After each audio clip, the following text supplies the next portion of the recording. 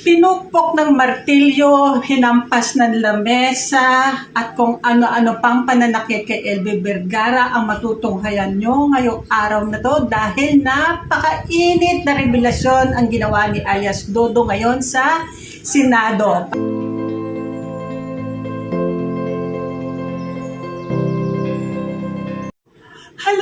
Hello! Long play na hello and good morning po sa ating lahat. Good morning, magandang tanghali at magandang gabi. Good evening po sa ating lahat. Saan man tayo naruroon?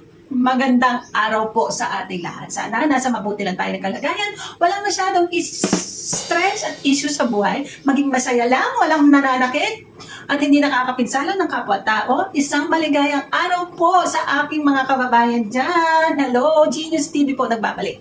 Ayan, huwag kakalimutan i-subscribe, share and like. Share, like, syempre comment na rin po kung nagustuhan nyo ang aking YouTube channel sa aking mga komento ngayong araw na ito. Hello, good morning. Ayan, bago natin talakayin, itong mainit-init na issue ngayong araw na to dahil si alias Dodong, LB Vergara, Franz Ruiz, at si Kap ng Occidental Mindoro ay nagkaharap-harap na ngayon sa Senado at kwento nga ni alias Dodong kung paano na nakita, kung paano na nasaksihan ang mga pananakit ng kanyang amo kay LB Vergara. Ayan. Kwento ng mga nasaksihan niyang pananakit kay LB Vergara sa kanyang amo na babae at kwento rin ni Dodong ang pananakit at pananakot sa kanya ng isang lalaki na nagpaputok ng baril sa loob ng kanyang tinutuluyang bahay kaya't napatakbo siya sa palayan. Ayan. At nasaksihan din niya lahat-lahat kung paano pukpukin ng martilyo sa likod, hampasin ng lamesa si LB sa kamay ng kanyang among si Franz Ruiz. Naku Lord, bakit may mga taong ganyan, babae pa man din, babae sa babae? Ay, masyadong karimarimarim itong si Franz Ruiz. Hindi mo maintindihan kung ito ay isang taong hudas, babaeng hudas dahil sa kanyang malupit na kamay. Babae pa man din at kapwa natin Pilipina. Bakit may mga taong ganito? Gulayan. Opo. Ikaw ang naghahakot, nagtatanim mo ano? Hindi po. Nagtatabas. Kami nagkuha na baba ng mga gulay sa Palengke. palengke. Ayun. So nagtrabaho ka. Nung nagtrabaho ka sa mag-asawa Ruiz sa Mamburao, di nakakilala ka ba ang LB Vergara? Opo. Ano ibig sabihin nakilala mo? Nakasama mo sa trabaho? Opo. Kasama ng trabaho yun. Ha? Kasama namin trabaho. Kasama mo sa trabaho. Ibig sabihin, isang bahay lang ang tinitira nyo. Opo. Araw-araw nakikita mo siya. Araw-araw po. Araw-araw nakikita mo. At doon sa mahigit sa taon ka mong nagtrabaho doon sa mag-asawang Ruiz, nung unang punta mo doon, sino nauna sa inyo? Nung LB Vergara, ikaw o siya? Opo. Nauna siya. Oo. Tinatnad mo na lang. Ha? Na inabutan mo na lang siya doon. Opo. Ayun. Nung inabutan mo siya doon, nauna siya, hindi mo alam kung gano'ng katagal. Nakakita pa siya noon? Opo. Yung dalawang mata, nakakita pa. Opo. Ayun. Tapos, nung umalis ka, nakakita pa siya? Kita po. Hindi, yung meron pa siyang paningin, nakakakita pa siya. Oo, mayroon ba po? Nakakita. Siya. Opo. Ilang mata? Dalawa po. Dalawang mata, hindi pa siya bulag. Hindi pa bulang na masyado po. Hindi pa bulag. Ay, sabihin na hindi pa bulag masyado. Malabo na? Opo. Kaliwa, kanan? Kanan po. Kanan. Pero, nung nandoon ka, meron ka bang pagkakataon na nakitang minanakit kay LB Vergara? Opo. Nakita mo na may sinaktan. Opo. Sino ang nakita mong nanakit? Si Fran po. Franz. Yung babae. Opo. Paano, with the permission po, Go ahead. paano nanakit si Aling Franz, si Ma'am Franz? Anong ginamit niya? Nanuntok ba? Opo. Nanuntok. Sarili niyang kabaho? Ano pa? Nanuntok. May ginamit ba siyang mga instrumento, katulad ng kahoy, bakal, binumbok sa ulo niya? Opo. Ano nga? Sabihin niyo sa akin. Tapos po, Sagutin niyo muna yung tanong ko, anong mga instrumento ginamit niya? para ipapukpok sa ulo ni Aling LV. Na martilyo po. Martilyo. Martilyo. Martilyo. Opo.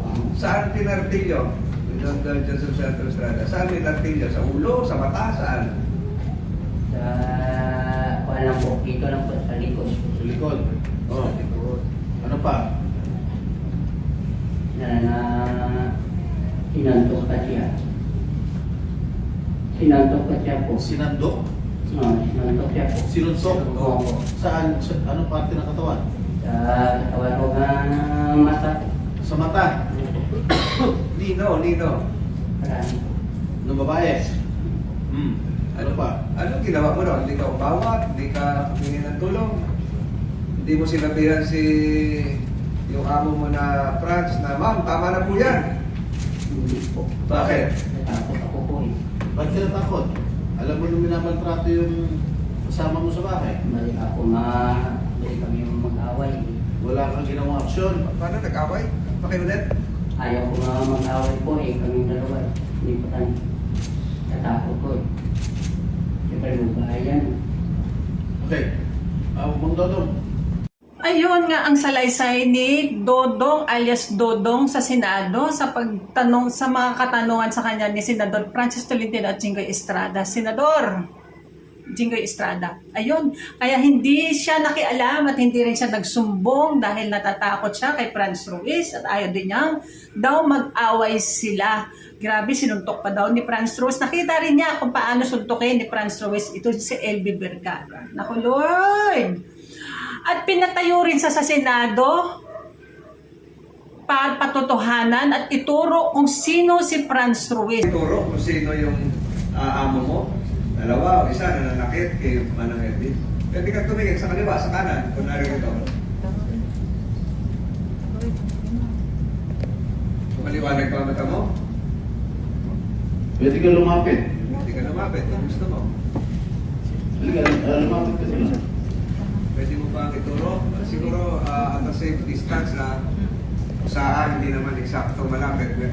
Pwede mo ba ituro kung sino yung sinasabi mo kanina? Siguro ang ganyan na lang. Sino dyan? Sino ang sinasabi mo nanakit kay Manang LV? Sino? Can you point directly? Sa please assist. Pwede mo ituro in the presence of the committee members. Sino? The committee secretariat is directed to reflect in the records of these proceedings that alias Dodong has just pointed to a woman resource person whose name nameplate indicates Mrs. Franz Garcia Ruiz. Isa lang, Dodong? Isa lang yung tinuro. Pinakaputi na babae. Let the records reflect the same. Ituro nga niya ng maayos yung dating amo nila. Sinabi rin ni alias Dodong na mas nauna si LB Vergara sa kanya bago sa kanya doon sa amo niya. Grabe, no? Ano kaya ang pakiramdam nito ni Franz Ruiz? Ngayon, ipit na siya. Sigurado na tayong lahat, mga kababayan, na itong si Franz Ruiz ay makukulong. Ngayon, humingi pa siya ng executive hearing sa Senado para sa kanyang anak dahil ayaw daw niyang mapahamak ang kanyang anak. Ganon naman pala. Bakit tinuruan mo maging demonyo yung anak mo manakit ng tao? Alam mo pala kung anong mangyayari sa'yo, bakit mo ginawa yan? Ngayon, hirap na hirap ka kung paano mo na malulusotan lahat ng problemang ginawa mo. Ikaw mismo sa pamilya mo ang gumawa ng ikapapahamak mo. Franz Ruiz, dahil habang buhay kang makukulong. Yan ang gusto ng sambayanang Pilipino, ang makulong ka habang buhay. Pagbayaran mo lahat ng ginawa mo, mabubulo ka dyan. Ayan, maraming salamat po sa inyong lahat, sa mga walang sawang sumusubaybay sa aking YouTube channel, Genius TV po. Maraming salamat po sa inyong lahat sa 28,500 ng aking subscribers. Maraming salamat po. I love you all. God bless po sa ating lahat. Mag-iingat po kayo. Bye po!